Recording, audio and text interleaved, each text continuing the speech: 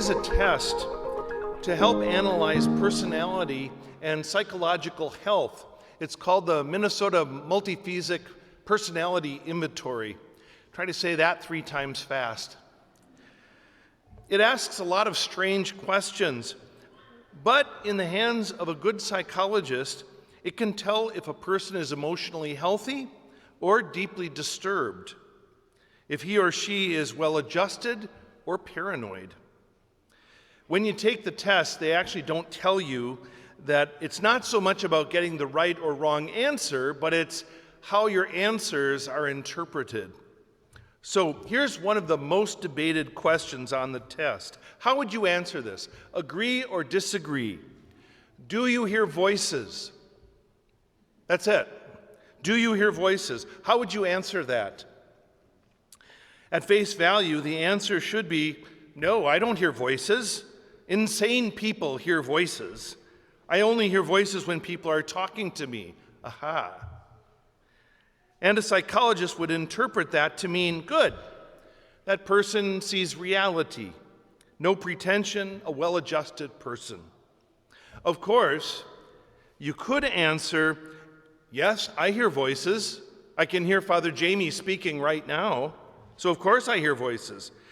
To which a psychologist might say that answer treats the question in an overly analytical way, an obsessive-compulsive way, making the answer even passive-aggressive. This unbalanced person would be difficult to work with. I wonder what a psychologist would say about today's gospel. Jesus says he is a good shepherd and that his flock hears his voice. Granted, when the Lord first uttered those words, he was referring to the people who were listening to him at that moment. But any believer would quickly say that the same goes for his followers today. If we really are his flock, then we should be able to follow his voice.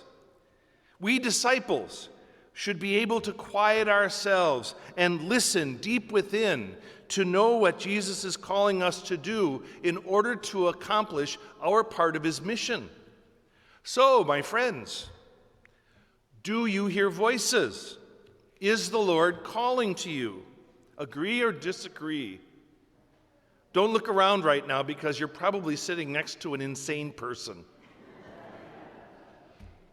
It's a fact that all of Jesus' disciples are called by the Lord to do their part in spreading the gospel. But for some people, his call is very specific.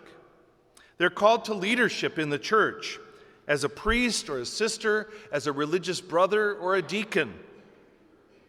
This past month here at All Saints, I've been asking everyone to pray for church vocations. We passed out holy cards with a prayer. We had a special evening to reflect on church vocations for our 6th, 7th, and 8th graders. I've written about it in our bulletin. But it occurred to me that I've never really shared with our parish my own vocation story. When did I hear the voice that called me to priesthood? And how did I figure out that it was the Good Shepherd and what he was really saying? So, here it goes. I was born in Menominee, Michigan, and I grew up there with my 4 brothers. In those days, I didn't think that our family was overly religious. Mom and Dad took us to Mass every Sunday. My folks sent us to Catholic school. My brothers and I were altar servers. I sang in the youth choir. Come to think of it, by today's standards, we'd be fanatics. In my town, we had really good priests in our parish and great sisters who taught in our Catholic school. The priests cared enough to learn all our names and visit our classes every week. And the sisters protected us and treated us like their own children. I remember one time after choir rehearsal, my pastor invited the youth choir to his rectory for pizza. And I could tell you about the time that the sisters allowed us to go into their convent because we brought them a Christmas tree that we had cut down in somebody else's yard.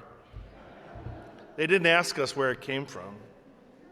But they shared their lives with us. My older brother considered becoming a priest when he was in grade school and pretty much through high school. Nobody teased him. Everyone seemed to think he would make a good priest. He was smart, capable, and devout.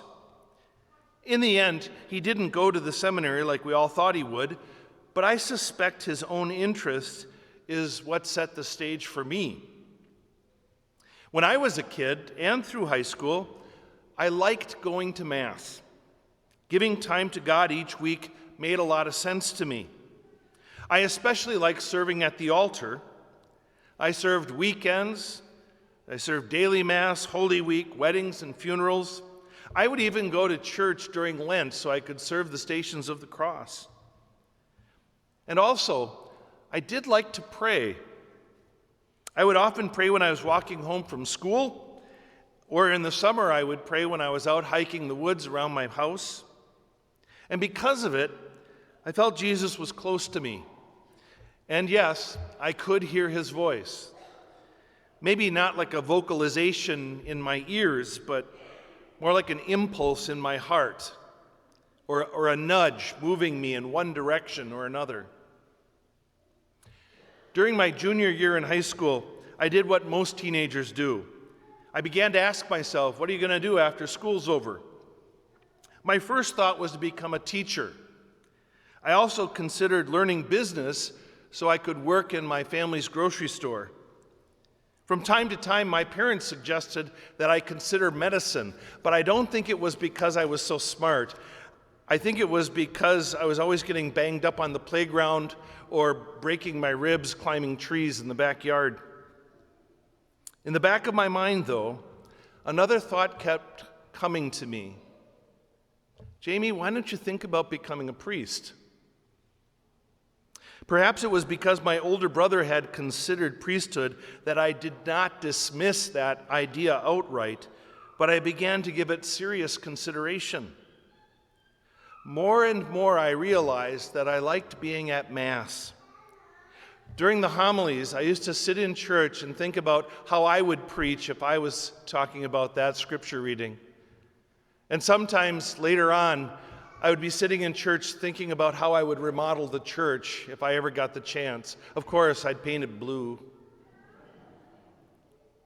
At one point, I talked to one of my buddies about the priesthood. I can still remember it. We were on a fan bus going to a championship basketball game for my high school in my senior year. On the way home, he said, Jamie, I've never asked you, do you know what you're going to do after school yet? And I told him, I think I know. I'm going to consider going to the seminary to become a priest. Now, he wasn't shocked, but he wasn't sure what to say at first. And finally he said, I think that would be great. I think you would love being a priest. And then I asked him if he ever considered becoming a priest, and he shook his head, no. He said, I couldn't be a priest. Sometimes I think wicked thoughts. I never asked him what he meant by that, but I did think it was funny. I remember clearly the moment that I decided. I was reading a religious book about how to make good decisions in life. And one section summed it up succinctly. It suggested that when you're making a big choice in life, you ask yourself, does it bring you joy? Is it a source of joy for you? And right away, I went to find my parents to tell them that I would be applying for seminary because that's exactly how I felt when I thought about priesthood. It was a source of joy. That was one of those times in life when I heard God's voice very, very clearly. So, after being a priest now for 31 years, was I just hearing voices? Was I being crazy? Or was it actually the voice of the Good Shepherd calling me into service? I can honestly say that priesthood started out for me being a source of joy, and it has remained so every day. Sure, there are times that I'd rather not go into the office because I have difficult things to do.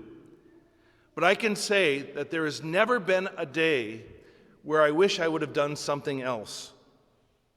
And I'll tell you this, I especially am grateful that I was named the pastor of this parish. I have no doubt that our being here together as a parish family, with me as your pastor, I have no doubt that that's been part of God's plan from the beginning. I am sure of this. When I die, they will do an autopsy on my body, and they will find two things out. First, they will see that I have the arteries of a 25-year-old, and they will say, hey, this guy must have been a vegan.